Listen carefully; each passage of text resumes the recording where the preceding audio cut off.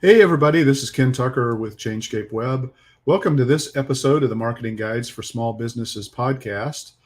This is going to be part two of how to craft irresistible offers, and actually, even more than that, how do you promote those irresistible offers in addition to crafting those?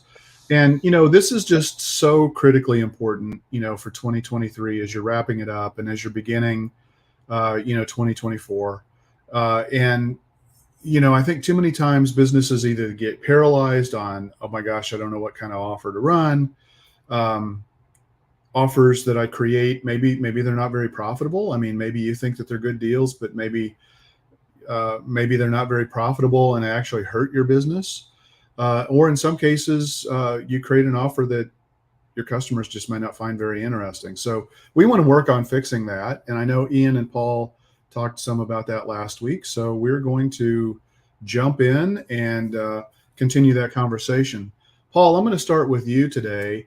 Can you provide a couple of examples for each of the following types, or each of the, each of the different types of marketing techniques that you would recommend to promote offers for like service area businesses, plumbers, landscapers, home cleaning, HVAC, painters, remodelers, you name it.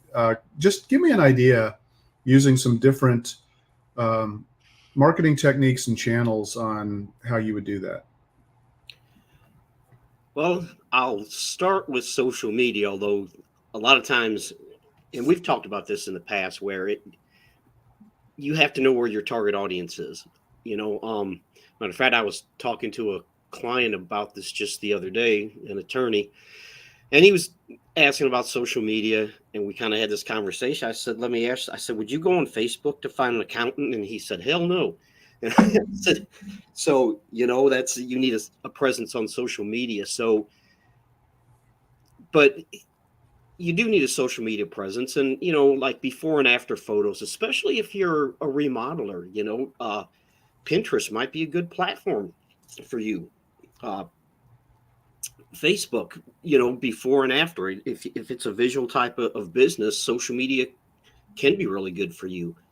um, if there's any kind of seasonality in your business, create like seasonal service specials. If you're an HVAC contractor, you can have an HVAC checkup twice a year, in the fall and in the spring, things like that. Instagram stories, um, not my strong suit. I don't use Instagram stories, but I've heard they work. So take a look at that. Talk to a marketing. I mean, we have other people on our team that are really good with Instagram. I'm just not that person, but talk to a marketing agency and see how they can help you with Instagram. Email marketing. Email marketing's been dead about 500 times, and the statistics show that it works, and it does work, and it's a great way to stay in touch with your customers. And again, same thing with the seasonal things on social media. You can do that through email.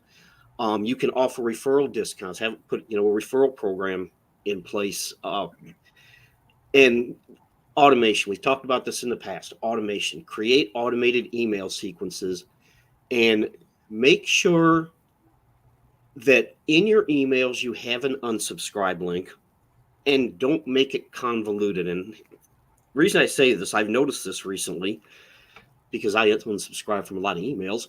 There seems to be this trend where when you click on unsubscribe, it takes you to a page where it wants you to put in your email address and your name, or they want you to log into your website. I immediately mark that as spam. I block it and mark it as spam. If you're going to make me jump through 500 hoops to unsubscribe from your email list, you're going to get marked as spam. So don't do that. I even had one email, and this was from a big company. I won't say who it was, but when you click, they say in order to unsubscribe, you have to log into your account and then go to email preferences and then select what you want to be unsubscribed from. They got blocked and marked as spam. That's what's going to happen if you do those kinds of things. So just, don't make it difficult for people to unsubscribe. All you're going to do is irritate them. Content marketing, blog posts, how-to guides, videos, downloadable checklists, ebooks, things like that.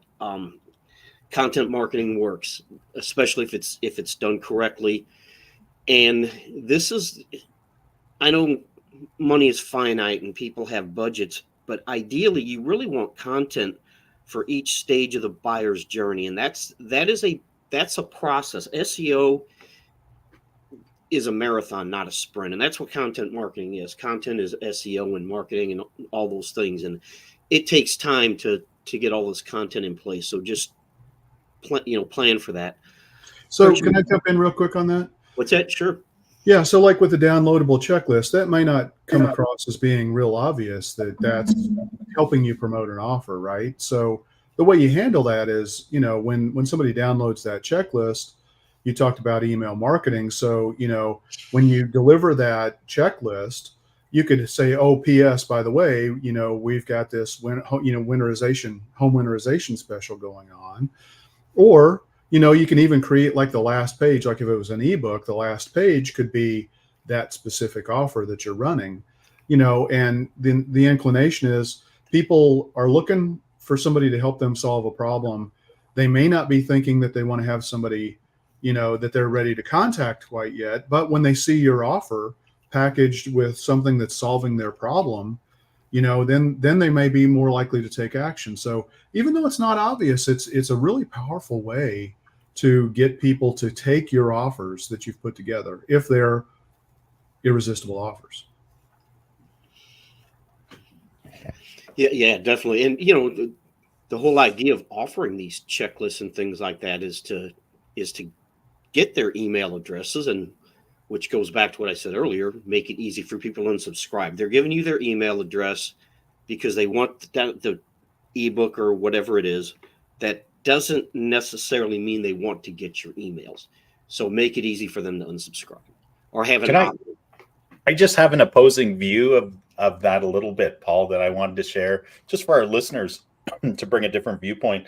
I actually think that when you have a more complex relationship with your subscribers, which is usually where you see those types of more, they don't have to be convoluted. They can be very simple unsubscribes.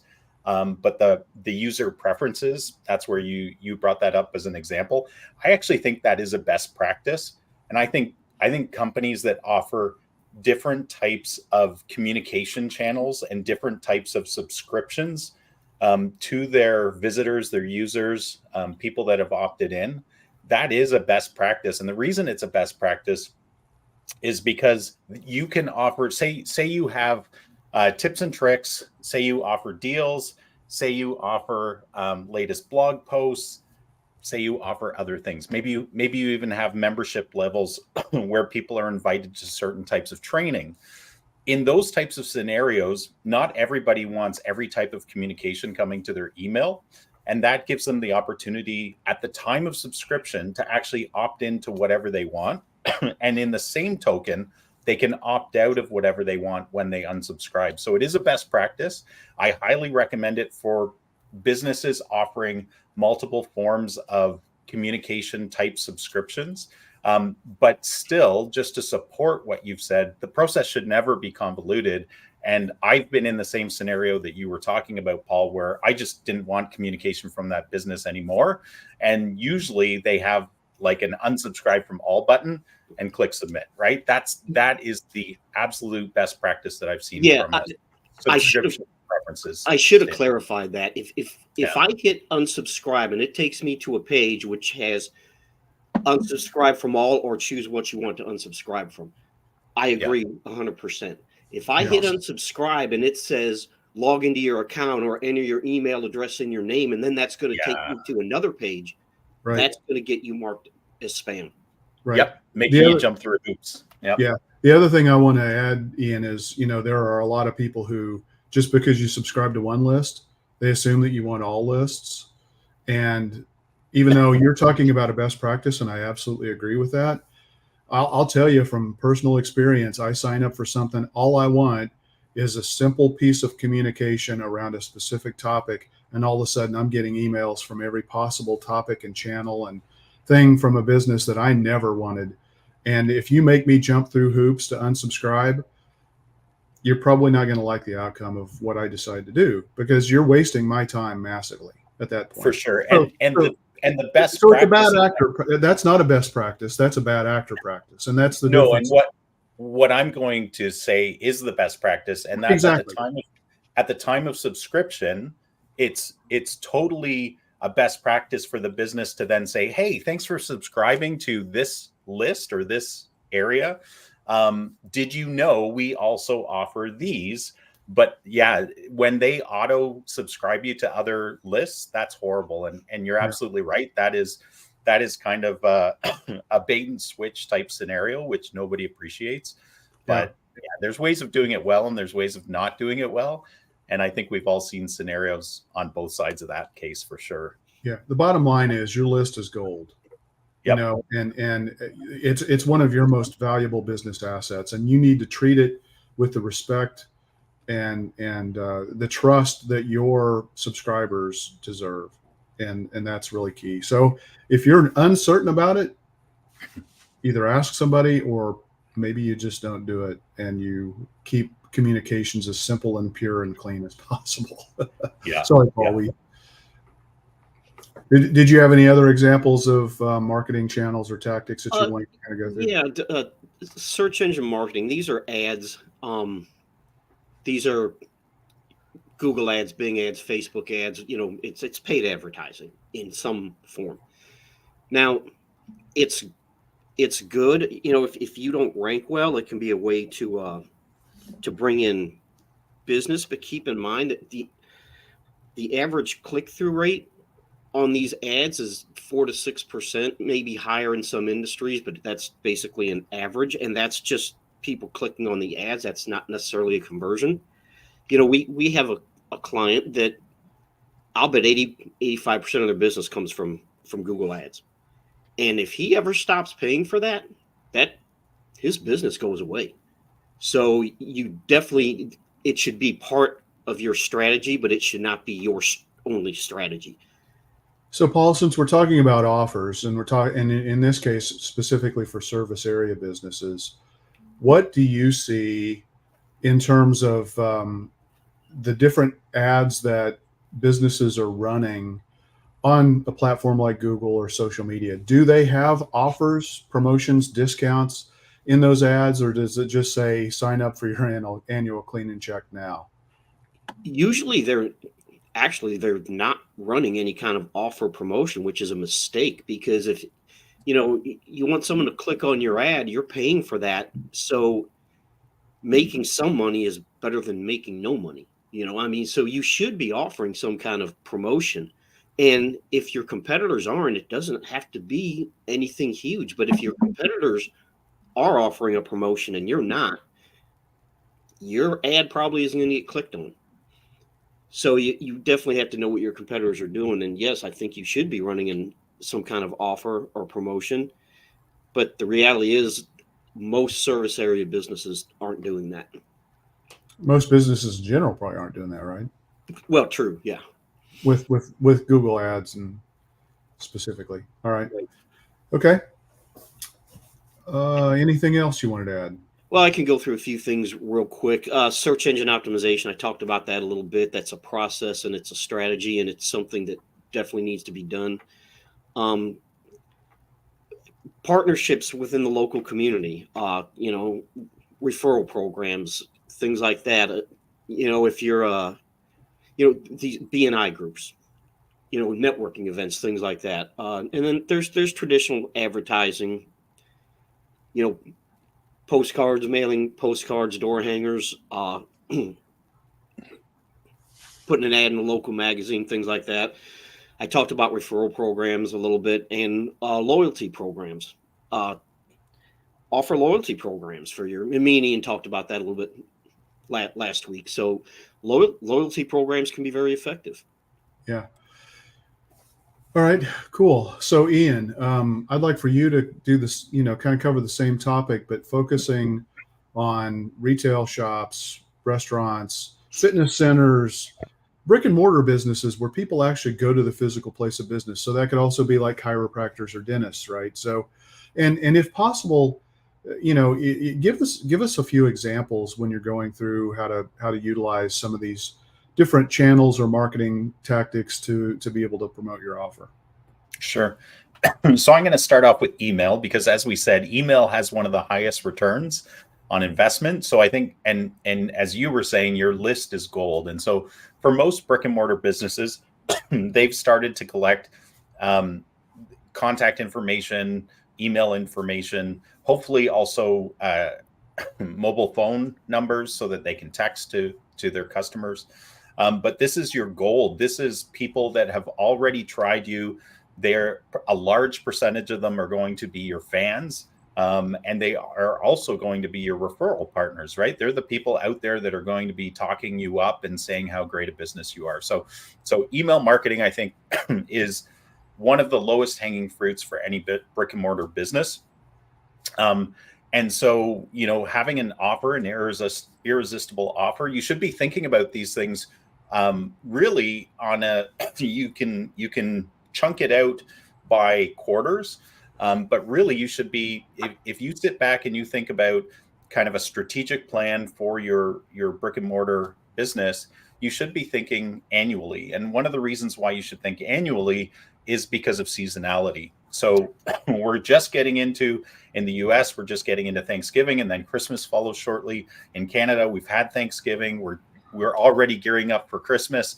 And so, now is just an example that it's a perfect time to start to do some seasonal marketing. And that seasonal marketing should always start with your list.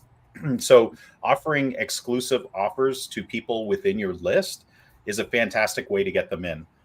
One of the big things, just using dentists as an example, this time of year, we always do use it or lose it campaigns, right? People have health benefits that expire at the end of the year. They don't roll over usually. And so, from the dentist perspective, you want your patients to maximize it for their own benefit, that they're maximizing those benefits and coming back in for cleanings, for checks, for fixes that they should have done already, but they haven't. And just reminding them that there's a monetary loss if they don't do that. So the fear of missing out can play a part there. But that's just a great example of a very low hanging fruit, very high revenue email campaign offer and that offer actually costs the practice absolutely nothing, right? You can start to add on bonuses if you want, but that one's just about incentivizing people that if they don't do it, they're going to lose something. Yeah. Obviously. Yeah, go ahead, Ken. Well, one of the things that I love to do is, or I love businesses to do, is to also, another holiday, if you will, is end of the business tax year.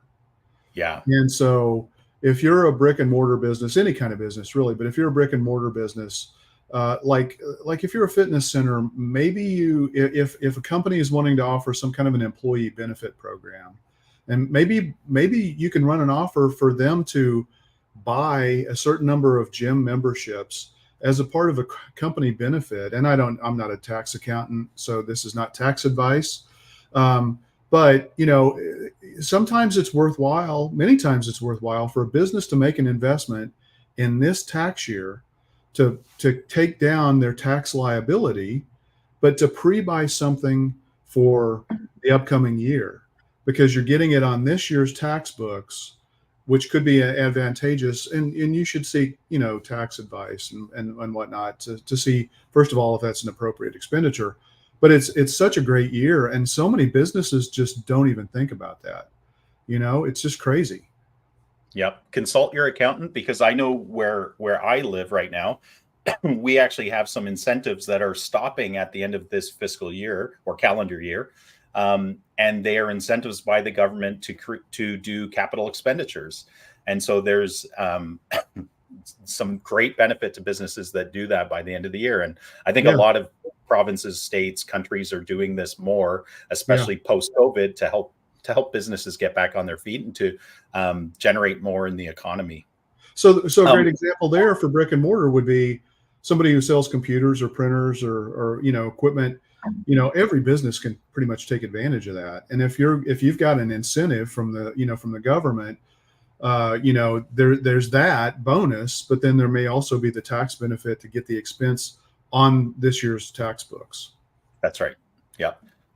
Just going back to email marketing before I go into other forms, an example that works really well.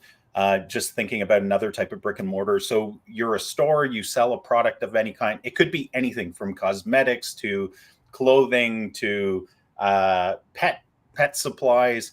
But if again, it's about your list. If you start to augment that list with more information about your customers, like when their birthday is, when the birthday of their dog is, their cat, their hamster, their iguana, whatever it is, then you can celebrate that with them. That shows you care, and you can provide a birthday discount or a birthday bonus or something like that.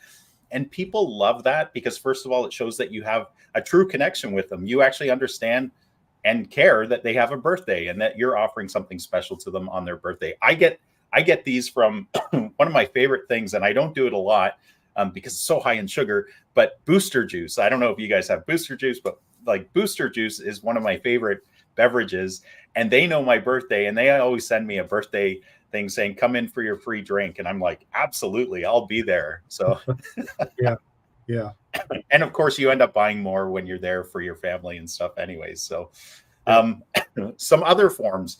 Paul talked about social media. So you do a social media campaign.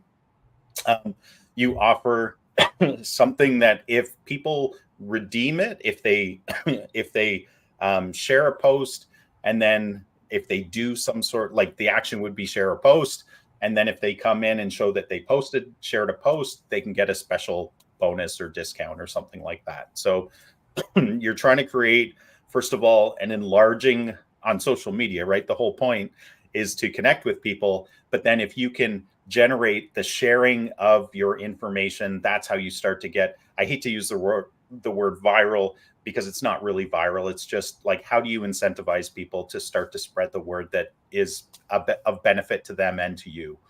Yeah. Sharing customer generated content, right? That's huge. Content marketing, blogging about industry trends. I talked about seasonality. Excuse me. At this time of year, we're talking about finishing the year strong. Like we actually did a podcast on that a few weeks ago. But how to finish the year strong for the whole purpose that you can then start this coming year stronger and have momentum going into it. And so, at this time of year, as a digital marketing agency, we talk a lot about that with our clients and with the universe that we are a part of, the ecosystem. And then we're also encouraging people to start to do strategic planning for the coming new year, because this is a prime time for that. People are thinking strategically. They actually know where they stand from how successful has our year been so far. And they also have big plans and visions for the future. And so to achieve those, now is a great time to do that. So that's just an example, but any type of, business could do that. So content marketing is huge, posting videos and tutorials on products available in your store, links to coupons. Obviously, Black Friday is coming up. Black Friday is the biggest time for sales, bar none. And so it's a massive time. And then Cyber Monday, right? So those in combination, especially for brick and mortars, is absolutely huge, just to get people into your store, to get them to buy something. And obviously you're providing some big discounts to get them in. Paul covered search engine marketing. I think all of the things are very similar, but this isn't really about forming the offer, because we talked about that previously, that there's different types of offers you can do, but it's really about delivering that offer in a way that connects with your ideal clients. And it is clear, it's concise, it's, on all of the channels that you can possibly connect with them. So that's, paid advertising, it's SEO, It's on your website and blog. It's in your social media. It's in your email marketing. And it could even be on other forms of marketing like direct mail. All of those kinds of things can be very effective if used properly. Yeah. Yeah. I mean, study after study shows that the reason most businesses start to follow, I mean, most people start to follow a business on social media is because they're looking for a deal. It's just the cold, hard reality, folks. It's been that way since Facebook first launched the page feature for businesses. And so, that's part of the expectation. If you're trying to grow your social media presence, that may be a factor that you need to consider. One of the things that I love is we've got a text marketing system that actually incentivizes people and makes it super easy for them to share by email or through social media or to a text message to friends, family, coworkers, people that are in their network, an offer that is being provided by a business. And it incentivizes them by giving them reward points so that, for every person that they refer on Facebook, they earn some certain number of points or credits that could be applied to, some kind of goodie program that, the business sets up. Could be a buy one, get one. It could be, hey, get a free t-shirt after a certain level. Could be getting a premium, loyalty type reward if they've, really blown it out of the water and referred a bunch of people. They're basically building your list for you. And so you're taking your offer and you're using an omni-channel approach to promote your offer by having other people do it, user-generated referrals through these other channels. So I think that's super powerful. There's just so many things that you can do. It's not enough to just create the greatest offer on the planet. If you don't get the word out about it, it doesn't do you any good. Yeah. I'm glad you brought up just referral programs. I always try to gently set people straight with regards to word of mouth and referrals. A lot of businesses have been built on word of mouth, and that is incredible. And you want that to continue. And the way you do that is by delivering excellence in what you do. So you shouldn't stop that. The one thing I do like to highlight with people is that word of mouth is not a lever you can pull to get more clients or to push forward to get less clients. You have no control over it whatsoever, except for the delivery of your services and being kind to people, really. Where you can start to generate more word of mouth referrals, though, is if you create a referral program like what you were talking about, Ken, or where you start to build referral partners, strategic referral partners, like in a BNI group or a networking group. And in those cases, if you present an offer that's really compelling, then you can help generate, in essence, greater word of mouth. But don't be confused. And this is just a message to small businesses.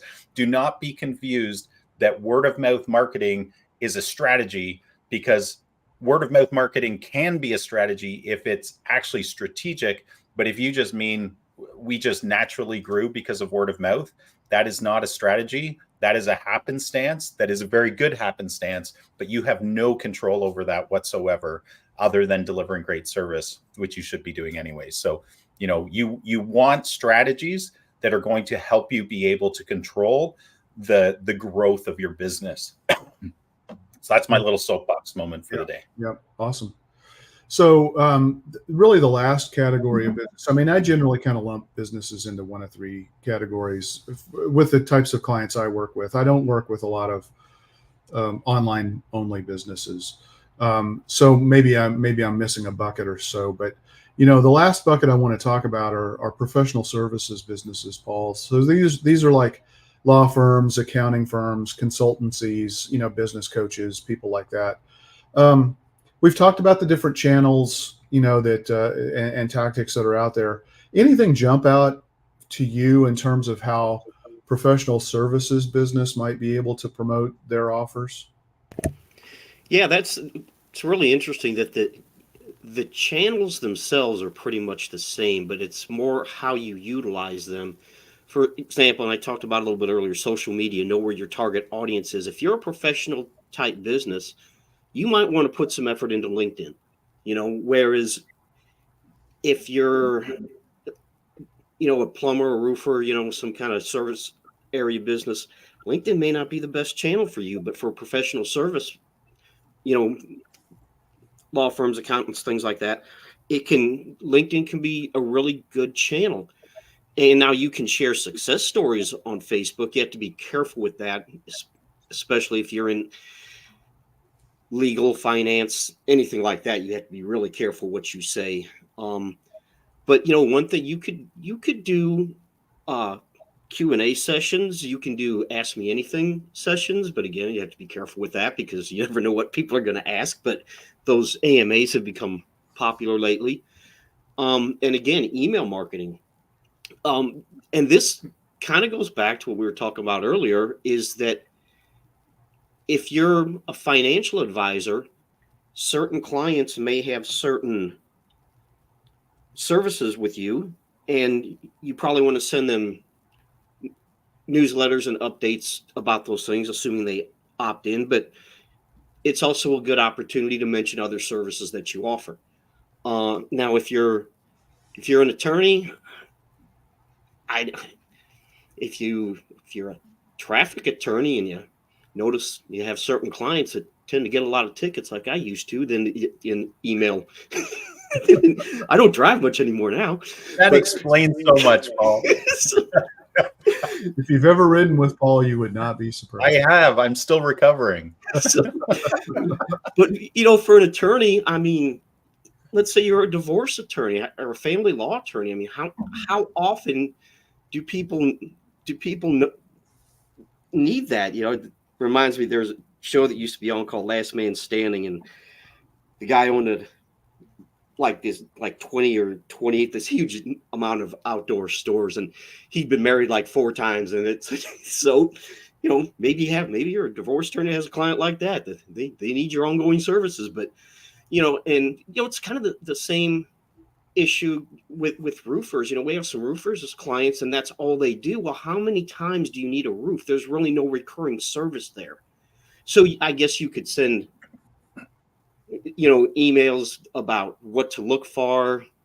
You certainly should have a roof inspection on a regular basis, things like that. Yeah, but Paul, that's a great point, because we live in a subscription-based economy. And so if you're a professional services business or a service area business or a brick and mortar business, it really doesn't make any difference.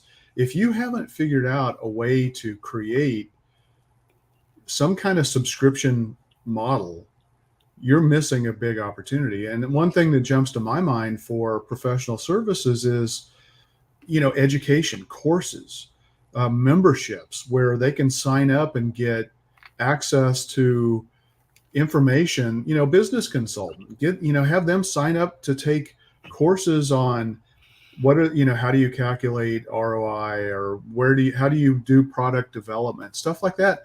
That's all recurring revenue, and it helps you stay top of mind. And so, taking advantage of that is a big missed opportunity, I think, for way too many businesses. And I think professional businesses, it just screams opportunity to me. Yeah, if it's done correctly, and you're right, you have to figure out a way to do that, and that can be more difficult in some industries than in others. But yeah, definitely have to kind of figure that out. And and content marketing. Now, obviously, content is going to be specific to your industry and your business itself, but we've talked about this in the past. Like a lot of times in the financial industry, you have clients that are at all different levels of sophistication. And so when you're writing content, again, you need to have content for all those different levels, and don't use industry jargon. Most people don't know what you're talking about. Okay. You're writing content for your clients, not for your colleagues. So keep that, because you see that a lot on these financial and accounting websites where you read it, it's like, who are you writing this for? Another accountant? I mean, keep that in mind. And again, search engine marketing, use the right keywords, LinkedIn, again, might be a good place to advertise. And it's the same kind of things, search engine optimization. This is a really good time to talk to a marketing agency. Back to what I said about how they write the content. A marketing agency is going to write content. I mean, obviously in finance, law, things like that, you're probably going to want to have the if you're a marketing agency, you're going to want to have the client review it to make sure you're not saying something you can't or shouldn't. But you have to write that content so the average person can understand it. And again, partnerships, traditional advertising, referral programs, and all those things are pretty much the same. It's just it's the type of content. And like I said, LinkedIn would probably be better than Facebook. LinkedIn advertising might be better than other. It's if you're a professional business, LinkedIn is definitely something you should look at from both advertising and from content. I love the partnerships and collaborations piece for professional services businesses. You can collaborate if you're an accountant. You can collaborate with a business coach and a marketing agency, or heck, even other marketing agencies who cover different types of services. Collaborate, and you're going to, again, I'm going to say it, you're going to get a force multiplication because you may also have a better chance of omni-channel marketing because everybody is going to be able to tap into the natural channels that they already have utilized and have had success with. And if you can create joint offers that you can share and cross promote with trusted business partners, and you build your referral network with other professionals instead, and let them help you refer you to clients. I think that's incredibly powerful. And again, I think it's a massive missed opportunity for way too many businesses. Just as an example of that, I've seen this in B&I, but you don't have to be in B&I to do this. You just need to develop the relationships. But I've seen it where a mortgage broker, a realtor, a lawyer, I'm trying to remember who else was in this mix, but that's just a really cool example of where the consumer will need all of those services. And so if you're all really good at what you do and that and you can support each other, you're creating this never-ending stream of referrals to each other, which is incredible to watch.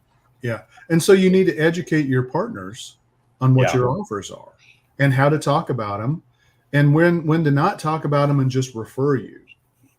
So you put some work into that and it's going to pay off big time. Ian, let's talk about, I love talking about pain points.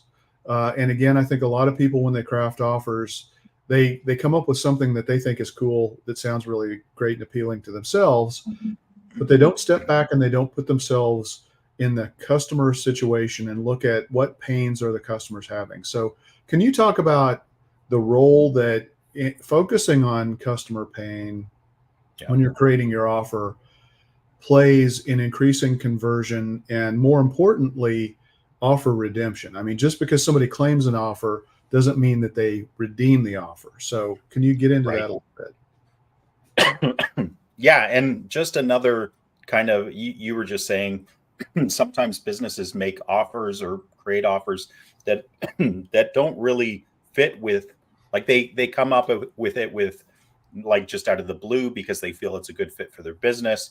Another one I see all the time too is where they feel competitive pressure because they see a competitor offering a specific type. You see this in any industry, but you see a competitor doing something, you follow suit. That can be the fastest route to the bottom of the pile heap of lost businesses. If you follow businesses that they may look successful, but be really careful about that. And the way you be careful about that is by, first of all, considering relevance. It's all about your customer. It's not about you. It's not about your competition. It's about your customer and their particular pain points. So why are they looking for your service? Why do they need your product? By understanding their specific needs and their pain points, you can tailor the offer specifically to that. And when you do that, it makes it far more attractive. It's going to increase the likelihood of conversion, and it's going to um, just create an immediate connection with their need and their desire. So I think relevance is super important. And here's the thing. If you've had your business for any length of time, you've talked to enough customers, enough prospective customers, that you understand their pain points really well. You may not have thought about it a lot. You may not have documented them, but you should. You should sit down with yourself, your team, document the pain points just to figure out like, hey, which ones which ones align best with our services, and which ones can we help fulfill the best, and what kind of offer can we tailor to that pain point, right? Because sometimes we as business people always think of monetary discounts, but sometimes the best offer, and often most times the best offer, is not a monetary discount. It's something else that will actually meet that pain point in a greater way. The second value you need to consider is perception. So the perceived value, because it's actually not the true value of what you're offering. It's how people perceive it. So this has been a truth in marketing forever. You see this in promotional items, right? You can invest in the most expensive promotional item, but sometimes you can often invest in something far cheaper that has a higher perceived value than you would have expected. So understanding how people perceive value can be super, super powerful. And pain is a great context to understand that.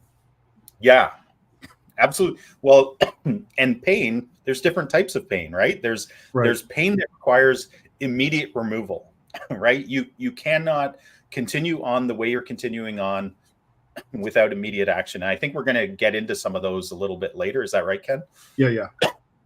So I won't go into that, but it's really important to understand that about the pain points. But if the offer doesn't appear to provide a solution to a real issue they're facing, it's not going to be considered valuable, and they're less likely to engage with it. So the customer's perception of value increases with the degree to which an offer alleviates their pain point.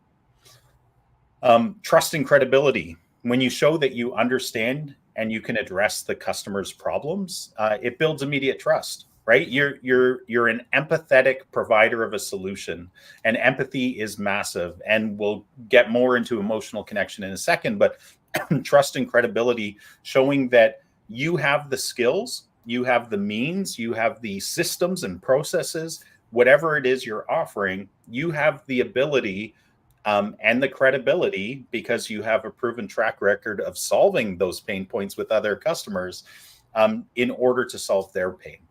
So trust is a huge factor. And when you present a genuine desire to help someone, it creates that really immediate connection and can build long-term relationships. And then moving on to number 4, which is really about an emotional connection. We all think we buy through logic, right? But study after study after study shows that it's emotion plays a really key part. It is not the primary part, and neither is logic. They take different portions or proportions in each person and each type of decision. But it's important to know that at play always you have logic and you have emotion, and that in order to help create a bridge to logic, you often have to create an emotional connection first. So buying decisions are a very emotional process. People are parting with their time and their money, sometimes their energy. And so, and they're also putting themselves in a vulnerable spot that they may be choosing poorly, right? Nobody wants to make a bad decision, and this is a decision. And so you want to make it, you want to bridge that emotional connection as much as possible. When an offer speaks directly to their pain point, it can evoke that powerful emotional response. And by tapping into the emotions through understanding the customer's challenges, making sure that you communicate that understanding to them, you might even have a story that resonates with them, right? Or sharing another customer story. You can create a more compelling offer that resonates at a really deep level. Competitive advantage. In a crowded marketplace, understanding your customers' pain points allows you to differentiate your offers from those of your competitors. I started talking about that a lot of businesses just follow what everybody else is doing. Oh, they're offering 20% discount on their windows. I need to offer a 20% discount on my windows, or I'm not going to be competitive. That may be true. That may not be true. If you have elevated your brand to such a level and built a following of people and a higher level of trust, you probably don't need to offer as much discount as a competitor who's just starting out, who has left a wake of poor decisions, poorly executed services, and bad reviews behind their boat, right? Like the marketplace is full of those that just leave a path of destruction behind them, especially in home renovations. We see that everywhere. Like there are some real bad players in that marketplace. So if you're not one of those, then you can probably develop your offer a little bit differently. And those are probably my top list. There's more, but any other ones that you can think of, Ken and Paul? Well, I think barrier removal is an important one. That's a great one. You have to, you have to put yourself in the customer situation. You have to look at what can you do to eliminate a barrier or minimize risk. So, and make sure that the risk posture that they do have to take on, because every decision has a little bit of risk associated with it, is far outweighed with the benefits of the solution that you're able to provide. And sometimes you have to help people understand that it's not always going to be super intuitive. And so, depending on the nature of what you sell, you may need to spend a little bit of time and energy doing that. A great example, you talk about home remodelers, maybe the big barrier is financing. And if they want to do the project, they'd love to work with you, but if you don't offer a financing program and a competitor does, and that may force the hand of which company they're gonna ultimately wind up hiring, and that could have been a barrier that. And look, there may be reasons why you don't want to offer financing, and that's fine. Just don't craft your offer around the type of customer that's going to need to have financing in place, and know that you're So again, you got to understand your customer. You got to understand their pain points, and Can I add one more thing, Ken? You'll say no, but I'm going to do it anyways. I would also say, in this whole thing, you should understand the state of the marketplace, the economy, only in relation to who your customers are, right? In relation to their pain points. And the reason I bring this up is when you were talking about barrier removal, reducing the number of gates they have to go through or making it easier for them. Just as an example, one of the home services businesses we work with, when we first took them on as being their marketing agency, we had a legacy, get a free quote form process that they had been using, and it was very lengthy. Like the average time to complete this form was about 6 minutes per person. It was a very well done intake type form that actually saved the business a lot of time. That worked in a time of great prosperity and where people had meaning. So up to and including the COVID bubble, that kind of form actually worked really well because people understood the value. And they went into it, and there was a surplus of people looking for those types of home services. Post-COVID, we actually saw a drop in conversions once people got to that, because the whole state of the marketplace had changed, and they had to reduce the barriers to somebody actually completing the form. And so you have to be aware of what's going on, how it's affecting your ideal customers, and how you can remove some of those barriers for sure. Yeah, absolutely. So I wanted to get into a little bit about marketing automation, but honestly, we're running pretty close on time, and I definitely want to get to this last topic. So Ian, I'm going to do a whole episode on that. Ken. Oh yeah, absolutely. Ian, I'm gonna start with you, and then Paul, I'm gonna let you kind of wrap up. I love the elements of value pyramid. It was developed by, I believe it was, I'm drawing a blank. Anyway, sorry. I But can't remember either. it was published in Harvard Business Review. Google it. Be respectful. Follow the copyright. This is but it's a highly effective tool. If you're going to use this for reference, buy it. Are you But it's talking well about Maslow's hierarchy of needs? Well, Maslow's hierarchy of needs is what it was kind of based on, but I forget. I think it was Bain. Is it Bain Capital? I think maybe he put it together. Anyway, uh, researchers, put together this elements of value pyramid, really looking at, how do people make decisions, and how do the levels of functional, emotional, life-changing, and social impact drive their behaviors, and how businesses, through the products and services and solutions that they offer, are solving those different hierarchy of needs of their clients. And so, Ian, I want to start with you. If you could kind of talk about the functional value level of the elements of pyramid. And I highly recommend anybody who wants to geek out a little bit, it's going to give you really great understanding of what people buy and why they buy it. Yeah, and the key point with this whole elements of value pyramid is really, if you're trying, and you should be doing this anyways, and you're probably doing it naturally to some degree, but you need to get into the psychology, out of your psychology and into the psychology of your buyers, right? So understanding what motivates them, what is impacting their behavior. And so really within this pyramid of elements of value, there's four areas. There's functional, emotional, life-changing, and social impact.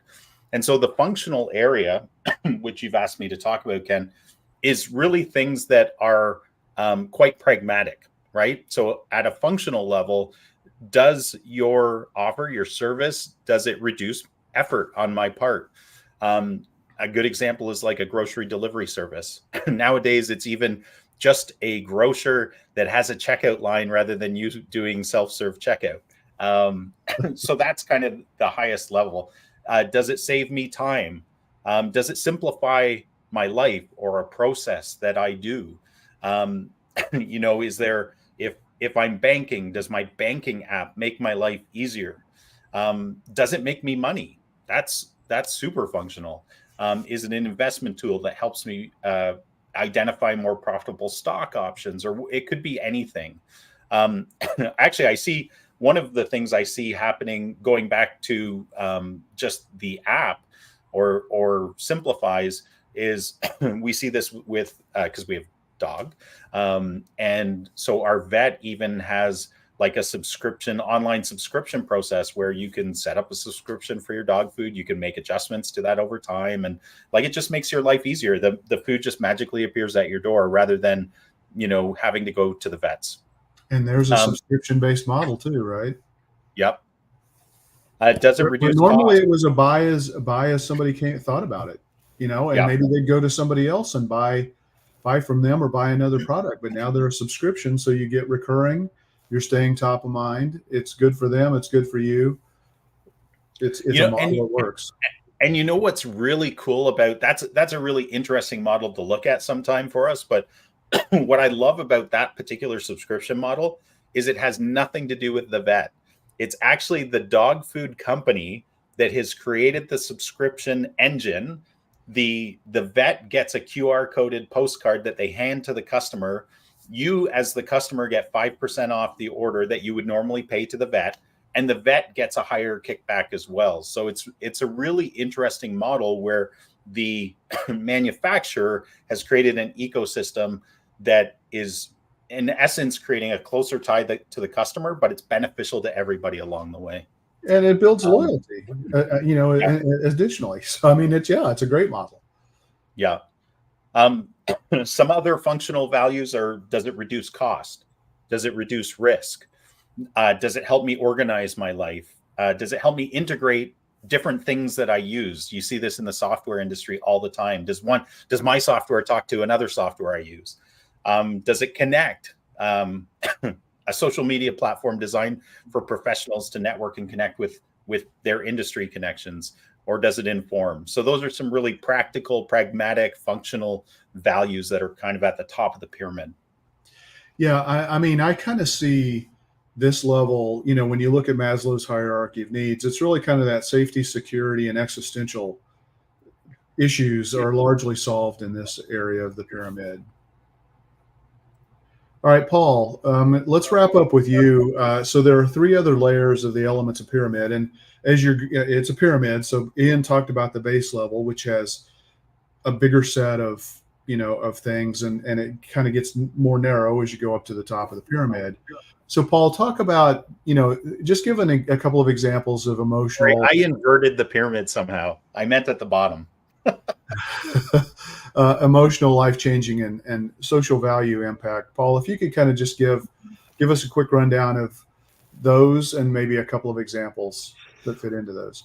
Yeah, a couple of things on emotional value. First of all, does it, like we talk about there's the external need and the internal need, and one of those things, does it reduce anxiety? For instance, you see this a lot of times with dentist offices. They're practically a spa.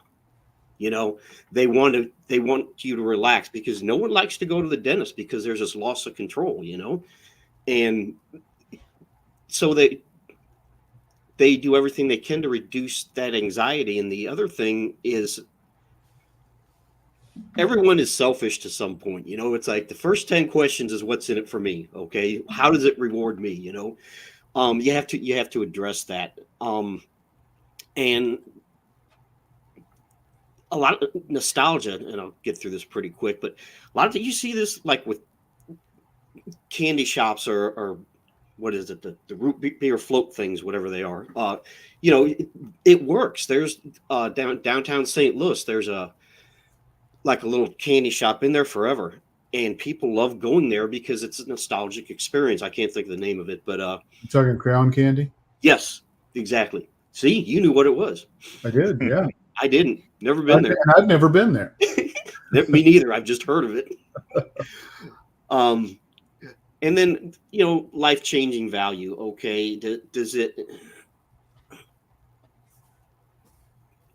Trying to think of a good example of this, but does it? Financial advisor. Okay, it's retirement is something everybody worries about. So as a financial advisor, how can you help your clients understand there is a clear path, and here's what you have to do, here's what you are, here's where you have to be, and here are the steps you can do, and we can do this, we can make this work. Okay, things like that. Motivation, fitness trainers, that's really their main job is to motivate people. That's because if you're not motivated to do something, you're not going to do it. It's just that simple. And then there's social impact, and that's a big one with the youngins these days, is social impact. And they make buying decisions based on the social policies of companies, and you have to know that. And if you're a petroleum company, you're going to have a tough time connecting to the younger generation unless you can show them what you're doing to reduce your impact on the environment.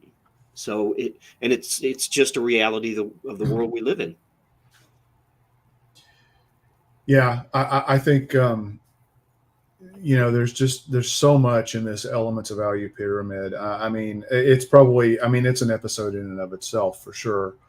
But I highly encourage everybody to get familiar with it, because I think at the end of the day, in my opinion, you need to understand your emotional state, the pain points, the how do you remove the barriers, and how ultimately, how is your offer going to help transform somebody from the state they're in to the desired state they want to get into. And until you understand that and craft offers that fit that model, I think you're going to be frustrated with a lot of the results that you see. Ian, Paul, what else do you guys think? Yeah, I love this topic of pain points and how it's tied to the offers that we were talking about. I just think, for most small businesses, you either need to hire this out, so attach yourself to a partner that's going to help you do this, like a good marketing agency, or you need to sit down with your team and actually do this hard work.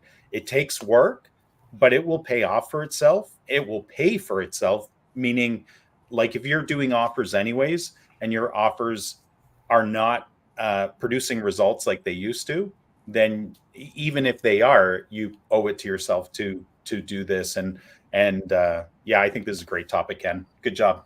Thanks. Yeah, look, the world has become complicated. COVID changed a lot of things, and just the sheer number of channels out there can make this difficult. And like we say it a lot, know where you're you can't be on every channel all the time. Know where your target customer is most likely to be and focus your time and efforts there. Yeah.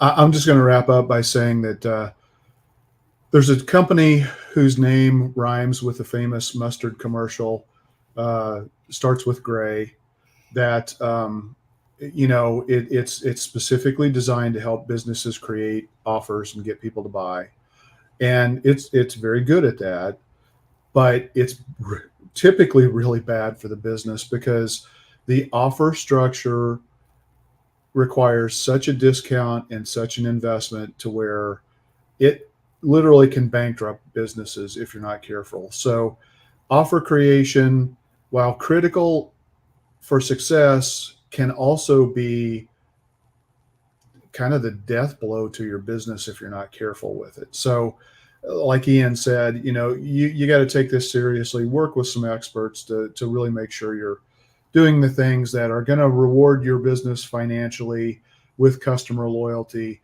with profitability, but also solving the customer's problems in the way that they need, and making sure you're solving the right customer's problems. All right, with that, so next episode, we're going to be off for U.S. Thanksgiving here, but next episode is Jay Bear, and he's going to be talking about an incredibly important topic, which is, basically, speed of response, and he's going to be talking about his new book. So we're really excited about that. So make sure you tune in 2 weeks from today. Thank you. Ian, you want to take us out? Sure. So until next week, folks, keep calm and mark it on.